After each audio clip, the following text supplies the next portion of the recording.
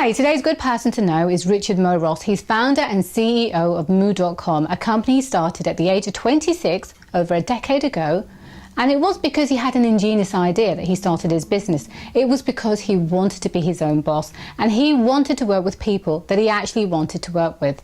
Now, we are told time and time again that you need to have a team and you need to have co-founders in order to be successful. But that clearly isn't the case. Richard founded Moo.com on his own, but he does credit people for its success. For example, his friends, his family, his mentors, his business acquaintances that he's met along the way. But ultimately, Richard founded Moo.com himself, and it's a highly successful business.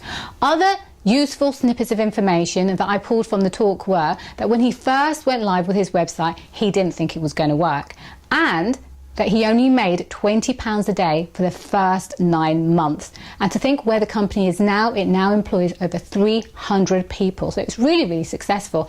And you should aim to always persevere. Don't quit at the first hurdle, carry on going. He also said to surround yourself with people who are more experienced and senior than you, and that you're never too old or too successful to have a mentor, because Richard is clearly very, very successful, and yet he has a mentor himself.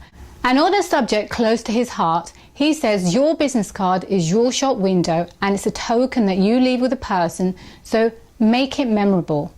Don't be average and leave a lasting impression. Here are some key highlights of his talk. We called it Moo because for that very reason, because we like to have a little moment where people meet and actually explain what we're about for us, which is actually quite nice. It's changed a lot over the years. What we're trying to do now is just help small businesses to make sort of stand out, and we sell a whole range of different products, mostly printed products that sort of help them do that. Business cards is one of our best-selling things. We sell hundreds of millions of them a year all around the world. Because I don't think it's the idea that makes you start the business, and even if it is, it's likely to be wrong. It's more, why would you do it? Why would you start a business? What is it about you? In my instance, I'd worked in 2 businesses. I'm 37 now, started the business when I was 26. And I'd really only had 2 jobs, and realising that I didn't really want to have a boss anymore. And the fact that I wanted to set the rules, wanted to create the environment that I worked in, be able to decide the types of people that I worked with, to set the values of your business, and say that I only really want to work with people who are like this. Not necessarily like you, but who do things that you respect, who can teach you new things, who can inspire you, and think about how the journey would have been different had I had someone or multiple people. But the fact is, I have had them. They say, like, it takes a village to raise a child. I think it takes an army of people to bring an entrepreneur, or to get an entrepreneur to this stage and beyond, and so forth. So, between my family, my mentors, my, people who I work with, my investors, my chairman, I've had partners all along the way and have relied on them very heavily. But I've never had a partner in the business who's a co-founder. I had no links to investors. I had my family weren't prepared to write me a check for hundreds of thousands of pounds. I didn't really know where to start. I think it's very different now. I think there are a lot more avenues. My dad's business partner's friend or neighbour, there was a very tenuous connection how I actually found the person that eventually invested in the business and is now on my board and has been for 10 years. I found it difficult, to be honest. I think that the scene in London was still quite raw after the last dot-com boom and bust. And there wasn't a lot of money around. I think today, times have changed a lot. I literally met one person. I pitched them, and they said, all right, I'll give you £200,000 or something. And I said, thank you. I didn't even look at the terms and the conditions. I mean, there's a lot of, I remember we put together the business plan, and it was sort of like, we'll do £2 million in year 1. I was like, yeah, we'll do 2. And I was like, I had no idea. I went into it with my eyes completely shut. We were making £20 a day for the first 9 months. We just started selling on the internet, and the fact is the internet is a global platform for that sort of stuff. We priced our products in pounds, euros and dollars, and we didn't claim to be from one place.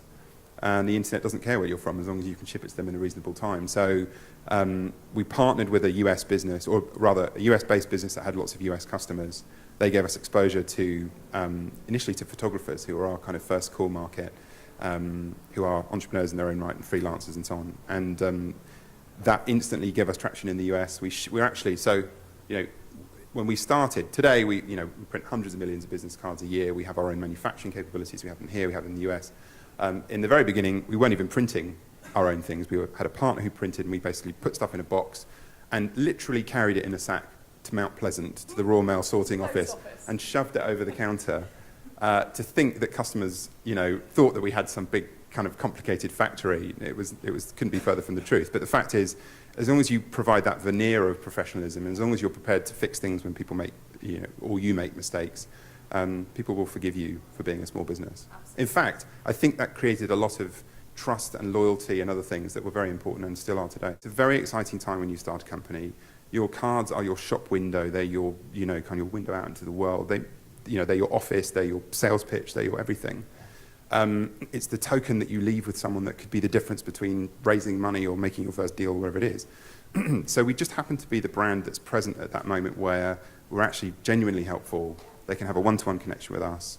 They're making something entirely personal. It's all about them, and we help facilitate that. We have 320, 330 people now. Running a 300-plus person company is very different to running a 10-person or 20.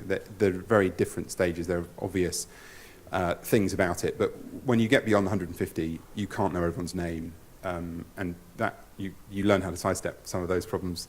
Matey, oi, lass, I don't know. You have to come up with, things that can help in those situations. To answer your question about how you do it, try and do a good job at your job to stay in the job, and then you'll learn on the job, and that's the best way to learn how to be a CEO of a company of this size.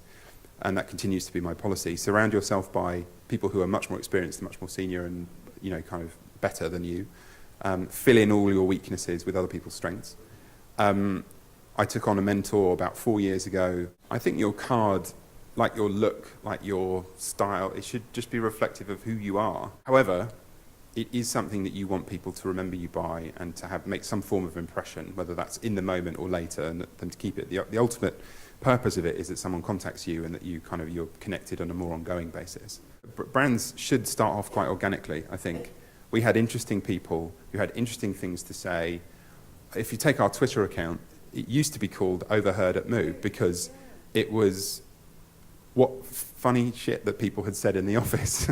So if someone said something really stupid out loud, we'd say, and this was something that was overheard at Moo. And these guys were all like, we're going to sell so much, wow, I'm crazy. And I was like, it's not going to work, it's not going to work. I was going to find a thing. And you have moments of doubt, you just have to kind of hide them. And that happens in different ways, now. But I wasn't sure. And I think if you've got enough time, if you've got the right people and you've got enough money, you can make those mistakes. They're really important to make. That's how if you're not taking those kinds of risks, going after something that's already established or that sort of thing, you won't make it big. You're playing it too safe. So you need to take some measured risks along the way. I really liked Richard's video. I thought the information he gave in his talk was really quite educational, inspiring, and if nothing else, remember, your business card is your shop window, so make it memorable and colourful. It should reflect your personality, if nothing else. So I hope you enjoyed this video. Please subscribe to see more videos, and thanks for watching.